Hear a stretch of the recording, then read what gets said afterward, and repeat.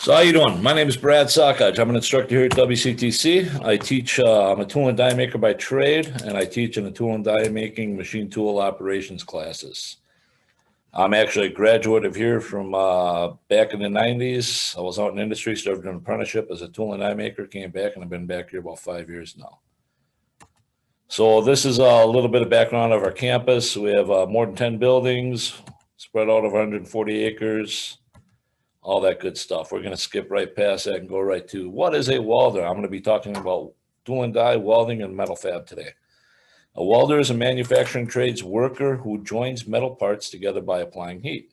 A permanent bond is created between the parts when the metal is melted and fused. Welders use handheld or remote controlled equipment to fuse and cut metal parts.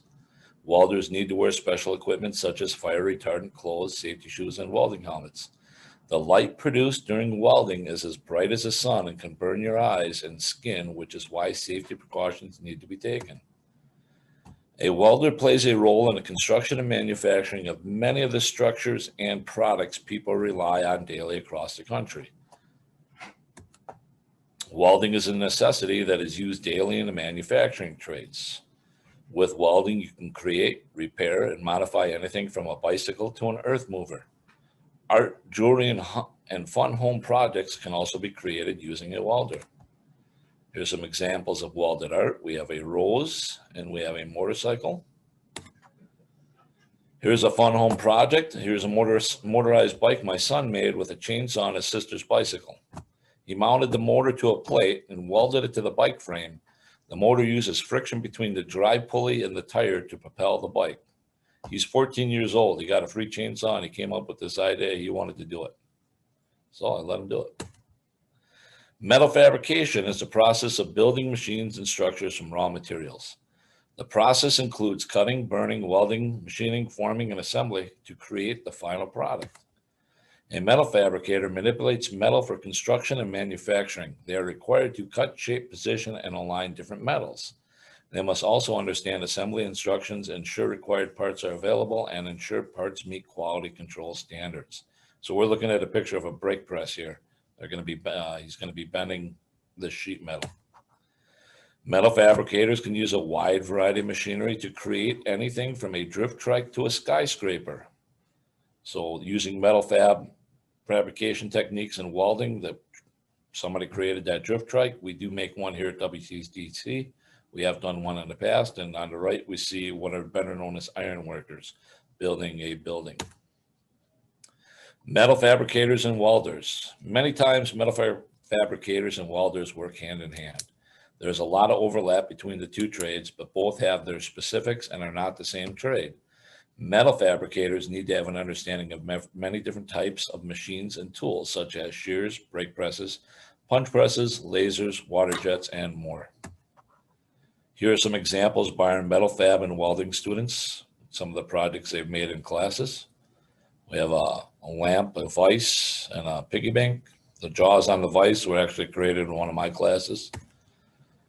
We have an airplane, a safe, dinosaur. These are two of the capstone projects designed, sourced, and created by one of the final year metal fab class. So they have to design it. They have to source it out, price it out, and build it. What is a tool and die maker? This is what I do. A tool and die maker is a maker of makers. Tool and die makers make molds, dies, jigs and fixtures, and other tools that make things for your everyday life. Machines and tools used by a tool and die maker vary a lot. We can use vertical milling machines, manual engine lathes, surface grinders, CNC machines, whether it be machining centers or turning centers, EDMs, also electrical discharge machines, many types of inspection tools and machines, and we also do a lot of programming and design work when needed. Within our program here, we start by teaching the student manual machining. The student also learns how to program and operate CNC machines. Once completed with the first year of the program, the student can be eligible for a CNC technical diploma or machine tool diploma. The second year of the program teaches the student the two main fields in the tool and die trade and prepares the student for an apprenticeship. The student will also learn, design, and programs design and programming software used in the trades. So what is an apprenticeship? An apprenticeship means you take your schooling, you get hired by a company where they sign a state indentured apprenticeship with you, and they teach you what you need to know within that field, and you earn while you learn. Here are some pictures of our lab shop area. We have our manual engine lathes on the left and our Bridgeport mills on the right. We have some CNC machining centers on the left and right. And in the middle, we have a CNC turning center.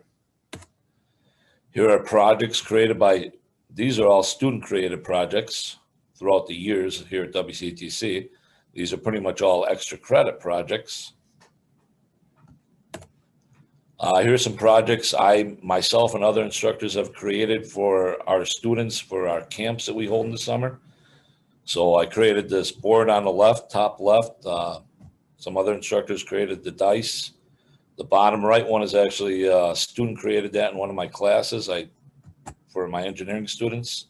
And we have a card holder there as well. A couple other projects. We have an aluminum board I created for midterm and final for another class. The projects on the right are actually projects created in the mold making class. We do some 3D printing. Here's some more examples of what we can do in the machine trades. The guitar is actually designed and created by another instructor here. He designed it on a software called SolidWorks, and then he programmed it on another software called Mastercam and machined it in our machining centers. And he's built 10 of them, and 8 of them are working. Why might I consider going into a manufacturing career? You like to work with your hands. It's all handwork, most of it, unless you're doing a lot of computer work. You enjoy performing a variety of tasks that change from day to day. It's always different. You are creative and like to come up with unique solutions to problems. You welcome challenges and feel a sense of accomplishment when you have successfully completed a challenging task. All of these manufacturing jobs are in high demand in the trades. With a certification or journeyman's card, you can choose where you want to work. With a journeyman's card, I can pretty much go anywhere in the world, especially a journeyman's card from Wisconsin. The people love Wisconsin journeyman and the tool and die trades, as we teach the old German way. Each pathway begins with what is learned in school and expands your knowledge with on-the-job learning. You can complete your training and be debt-free or close to debt-free learning the manufacturing trades. Thank you. Jason, on to you.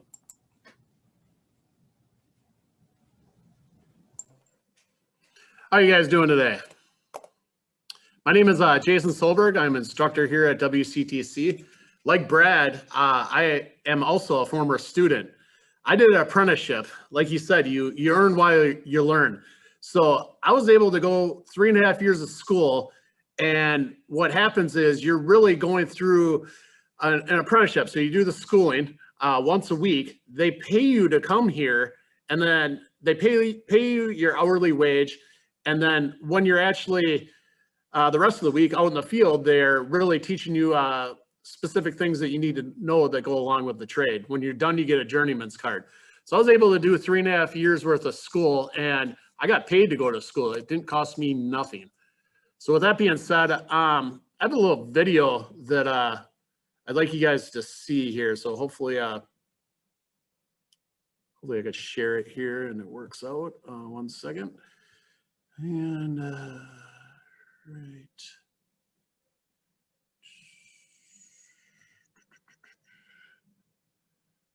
Well, the video ain't up right now, so I'm just going to go through this PowerPoint here.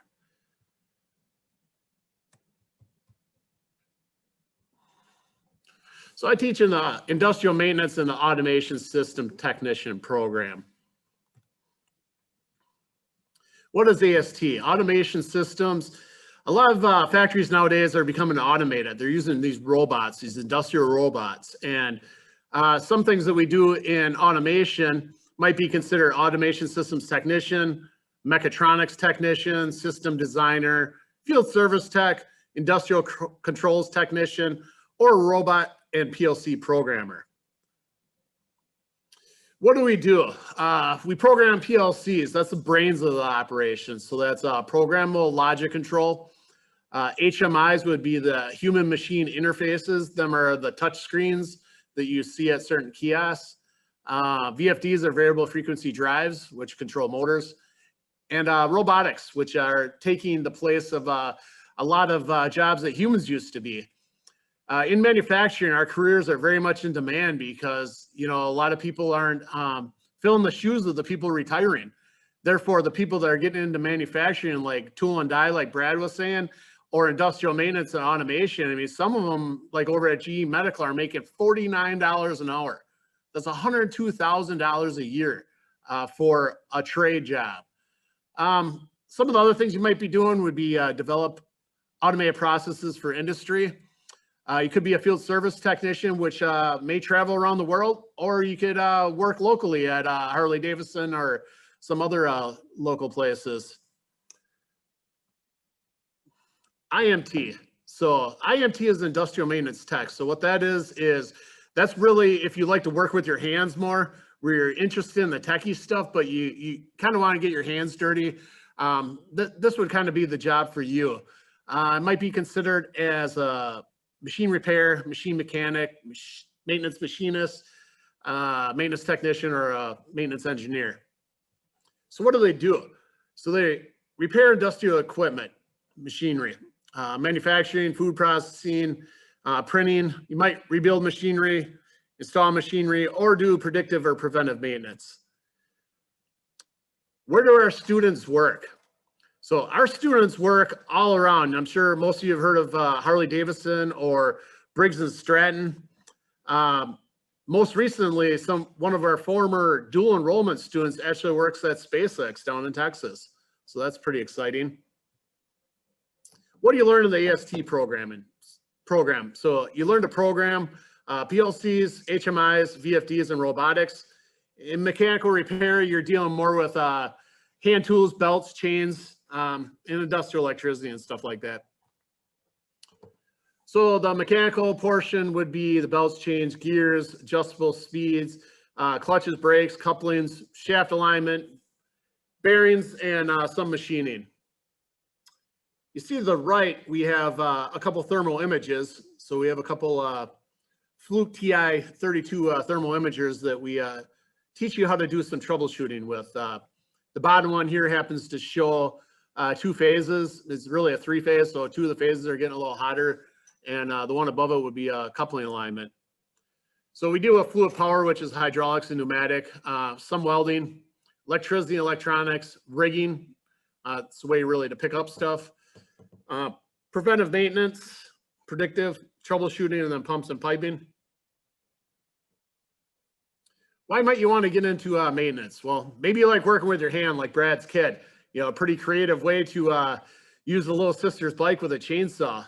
It's very innovative. And that's the kind of thing in maintenance that you got to be able to do, because some of these problems, you might run into, they're looking for a creative solution, and you get to be the person to do that. It's also a very, very good feeling when you figure something out that has been broken. The company needs you to get it working again so you can make that company lots of money. Some of these machines, when they break, you're losing, $30,000, $40,000 in an 8-hour shift. So when you actually get to fix it, it's great. And then the skills that you learn, you might be able to fix some of the stuff around your own house. I've been fortunate where I bought a couple properties already, and including one that me and my little brother built starting last summer. We did all the heating, plumbing, electrical for the entire house. We literally built the house, just him and I, and just finished it up. So I was able to do all that stuff and not have to hire anyone to do that. So that was a really great feeling, not to mention all the money I saved. Electro-pneumatical circuit. So we have these discovery camps. So pretty soon we're going to be able to start doing these in person again. And you get to come in and kind of test drive different careers. Maybe you're interested in maintenance or automation, so you might come in and do one of our discovery camps. Or maybe you're interested in learning about Brad's trade or somewhere else around the college. So they offer it for middle school students and high school students. So it's a great opportunity. It's called a discovery camp or Find My Future. Below, what we got here is an electrical schematic. Or sorry, this one's a pneumatic schematic. And like I tell my son who is taking a management class, if you don't know how to read the symbols for Mandarin, you're never going to be able to understand the language. Well, I guess that metaphor is very similar to looking at hydraulics and pneumatics and electricity. You know, you really teach you the things you need to know, like how to understand these circuits and how these components are supposed to work so you can follow them and troubleshoot them properly. So this one would be a fluid power diagram, and this would be the electrical schematic right here. I had a video, but I think we're running out of time here. So at this point, I just really want to open it up for any questions, if you guys got any questions for Brad or myself. You can either text them, chat them, or you can vocally ask your questions. Feel free.